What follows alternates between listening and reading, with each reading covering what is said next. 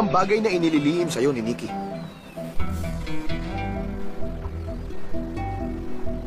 Anong ibig mo sabihin? Pareho sila na pinapasukang university. Alam niyo ba ang tungkol sa bagay na yun? Anong lang naman ang pupunta sa meeting na yon?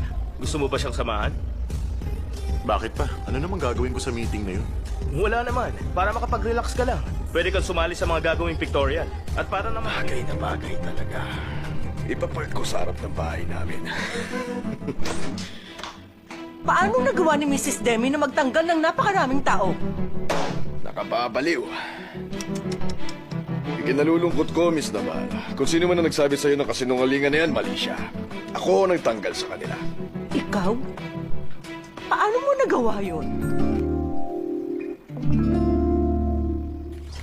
Eto pa, pakidala sa loob. Tsaka ito, alisin na rin natin to, ha? Ang dami-dami pa nating gagawin. Tinapon na yun ni Mr. Jeric. Ang totoo, matagal na itong inalok sa akin ng teacher ko. Pero magulo pa ang sitwasyon ko noon, eh. Pero ngayon, sa tingin ko, sa wakas nagkakaroon na ng katuparan ng pangarap ko. Masaya ako sa mga nangyayari. Dahil ngayon nagsisimula na ang paglalakbay mo para tuparin ang iyong pangarap. Pero hindi ko alam na may ganito kang plano.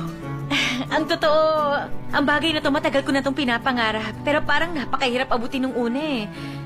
Kaya siguro hindi ko nababanggit. Pero ngayon nakikita ko na gumaganda ng pangyayari.